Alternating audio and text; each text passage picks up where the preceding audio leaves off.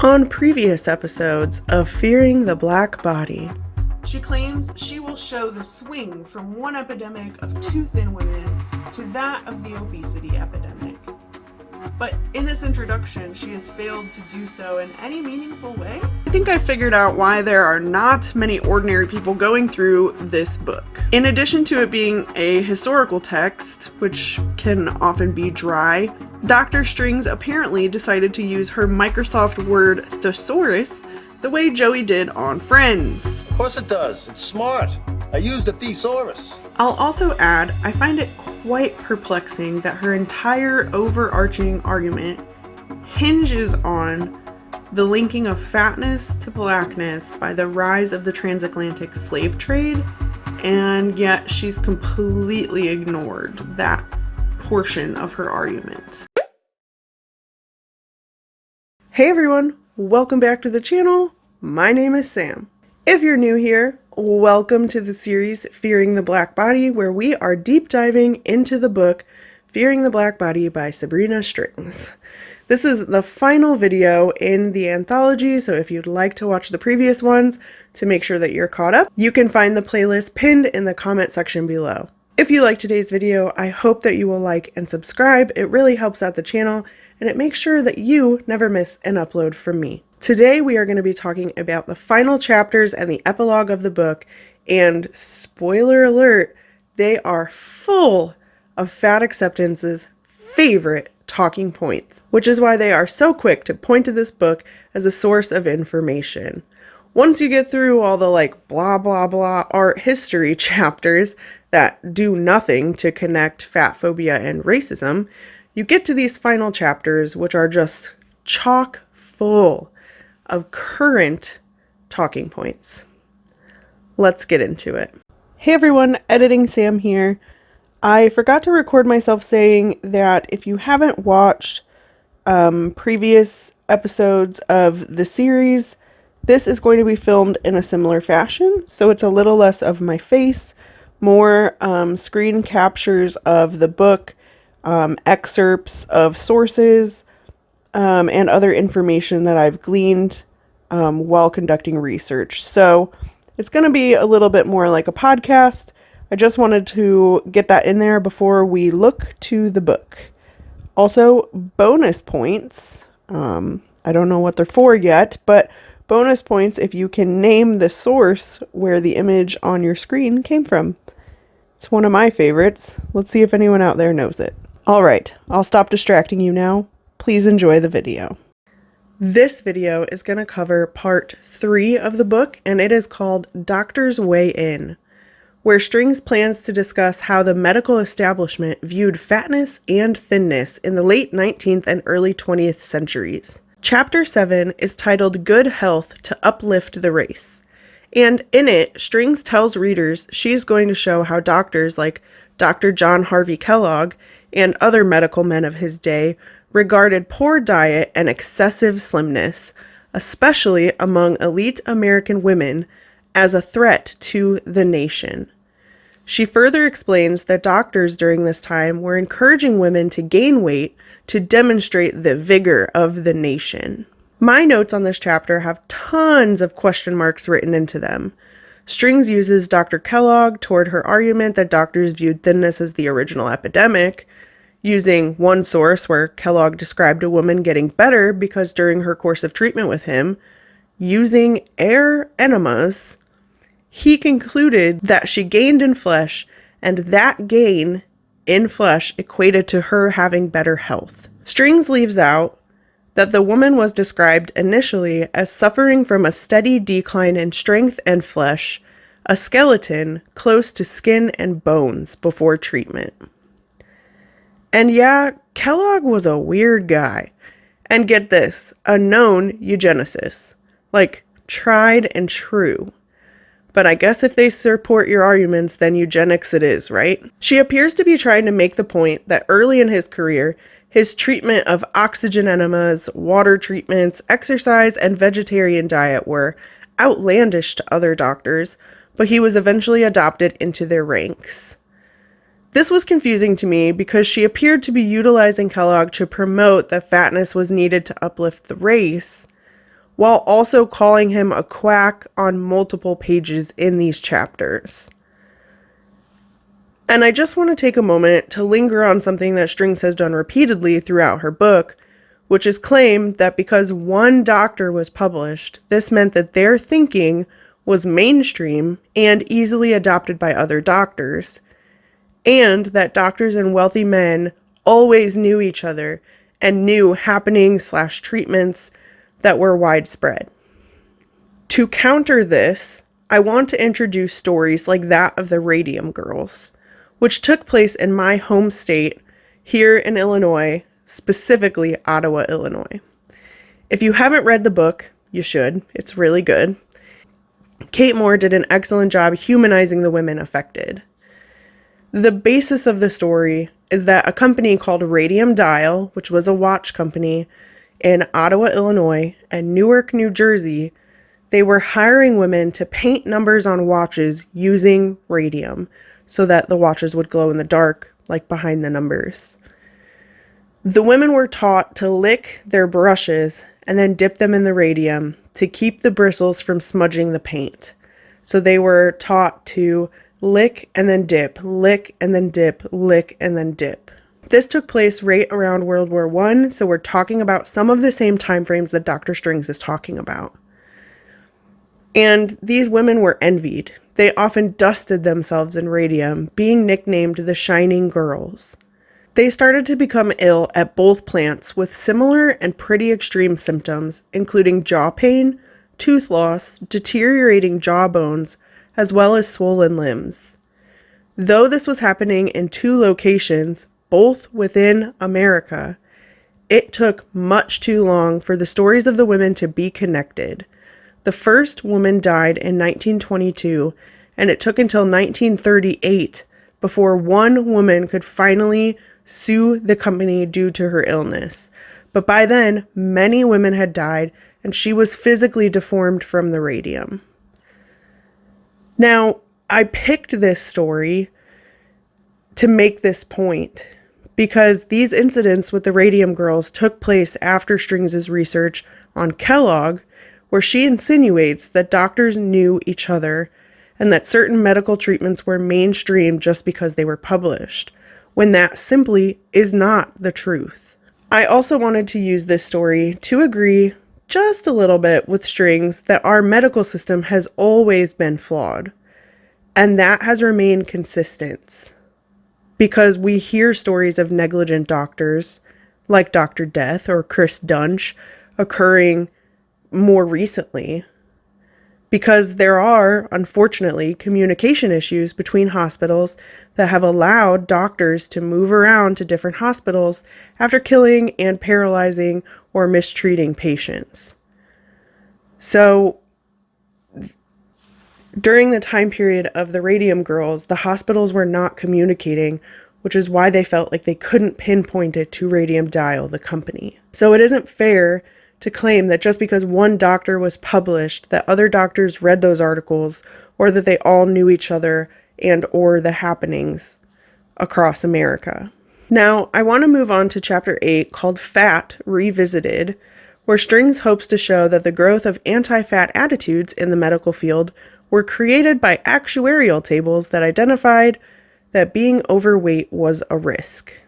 Sounds familiar. Didn't we just talk about the creation of BMI Chart in my Alexandra Rodriguez video? This will be a little bit of a deep dive into that history. So this is the chapter where Strings mentions the history of the BMI Chart, and it's going to sound familiar because this is where fat acceptance is getting their talking points. Strings rightfully points out that the table was not created by a medical physician, but rather a statistician named Louis Israel Dublin. And Dublin worked for MetLife, an insurance company, and he analyzed data from hundreds of thousands of insurance policyholders and found that when one was underweight or overweight compared to their height, they would have more medical issues that the insurance company then had to pay for. This is all true. Where she lost me was stating that this research fell under what we call the large sample size fallacy, which is defined as result of studies based on large sample sizes often being characterized by extreme statistical significance despite small or even trivial effect sizes. However, the definition continues to explain that interpreting such results as significant in practice without further analysis is the other feature of this fallacy. So essentially, she's saying that the large sample size fallacy works because, yeah, they found that in this large sample size, the weight to height, if your weight was higher or lower than what they deemed the average weight, you would have more medical problems. And so to fit this category of the large sample size fallacy, there has to be no substantiating evidence. But there are mounds and mounds and mounds of research telling us if you're underweight or overweight, medical issues ensue. So the fallacy talk should have just been left right out of this. But here we are. Strings then moves on to her next issue without discussing this at all. I was curious, since it's been pointed out over and over again lately, why a statistician would have created a chart and why it would have been adopted by physicians without any forethought. And the answer can be pinpointed to mathematicians and statisticians helping doctors calculate the vast amount of data they are producing. This partnership would have been key to take the enormous amounts of data created by doctors and creating reports and analytics to look for trends and help to streamline medicine. When this is discovered, it seems more reasonable that a statistician would have created the chart, because doctors aren't statisticians, they're doctors. And honestly, the history of the BMI has been so oversimplified so that fat acceptance can just yell that it's racist, and that is going to need its own video. I just wanted to make a point here that doctors and mathematicians were working together, so it seems unlikely that the large sample size fallacy can be called, as this data would have likely been backed up by physicians of the time, which is why it was then published in their journals. Then, and this was the part that blew me away, she simply states that this study had limited women included and fully excluded people of color, and then she just moves on without any explanation at all. This entire book is supposed to be about racism and connecting it to fat phobia. All she has to say is that they were left out, not a single word to explain what was happening that would have caused them to be left out of the study, when there is a wealth of historical data about racial and ethnic minorities being left out of medical studies. In fact, after emancipation, the health of African Americans barely improved because of the prohibitive laws that kept them from gaining access to adequate food, shelter, or even clothing. But she didn't make mention of that at all. And honestly, her book would have been a more interesting read for me if she had wasted less time trying to prove that thinness was an epidemic and focusing on the real issues with race and health in America, because there is so much work that could be done there that would be interesting to read and learn about. But she didn't move on quickly without purpose. She does so that she can state that despite researchers knowing that they were missing this data in their charts, they still made it a mainstream measurement, which is where we are hearing that this is racist, because it left racial minorities out. Another point Strings fails to discuss is that in 1958, the BMI chart was created by Quillay. Probably pronounced that wrong, I'm very sorry. It was researched by Ansel Keys.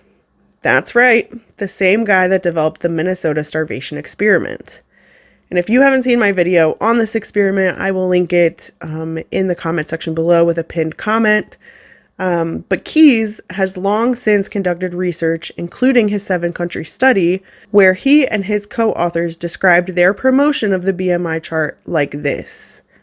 Keys states, Adolphe Quillay's BMI is preferable over other indices of relative weight on correlation with weight and height measures of body fatness, as well as on the simplicity of the calculation and in contrast to percentage of average weight, the applicability to all populations at all times. So essentially, they'd seen this simple formula work accurately a majority of the time in their work across 7 countries. Why change it? They also called for an end to the insurance tables that Strings and Keyes agree are not accurate. So Keyes also called for an end to the insurance tables that Strings seems to not like, in favor of the BMI chart. But now even the BMI chart is too much for them. She continues debunking Keyes' research. Ansel Keys was a biologist and a physiologist who studied the human body and diet, with many of his studies focused on dietary fats and cardiovascular diseases. Strings mentions that his renowned research found that weight related to angina pectoris, but not necessarily heart attacks or coronary deaths, with the final conclusion stating that being both extremely underweight and extremely overweight had the greatest risk for cardiovascular diseases. Great, so she still hasn't proved that fat phobia has anything to do with his research or these charts. Strings instead mentions articles where Keyes is quoted calling obesity ugly, calling obese people clumsy in their bodies and hard on furniture.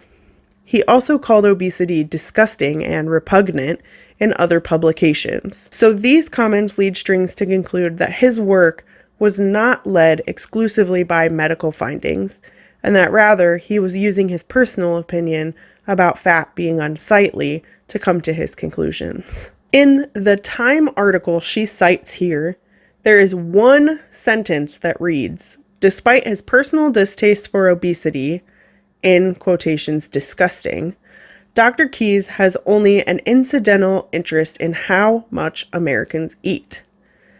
The article is discussing the rates of obesity increasing alongside the increased food production in the United States, and it evidences multiple researchers, not just Keyes. Keyes is only introduced to discuss his research because his concern is the number one killer of the time, coronary artery disease. He presents his research and then shares that the only way to reduce coronary disease is through a low-fat diet. He doesn't promote anything related to a fad diet, instead stating that most people fail fad diets and it encourages distrust of doctors and an increase of self-diagnosis. Oh, how Dr. Keyes must be rolling in his grave today with all of the self-diagnosis and distrust of doctors going on the internet, especially with the fat acceptance movement. He promotes a well-rounded diet, stating that no one wants to eat mush, and sharing that people should know the facts. Then if they want to continue to eat themselves to death, let them. His words are harsh, but they're true. All right, to keep us moving, she then brings up a news article published in the Washington Post that reads, "Weight shortens life of women. Results of studies is published." Now, Strings mentions this article claiming that they were fear-mongering being fat and using data to persuade people that being overweight was more dangerous than being underweight. Then she shares the study's results as follows. Women 25 years old who are 20% below average weight have a death rate 11% higher than average.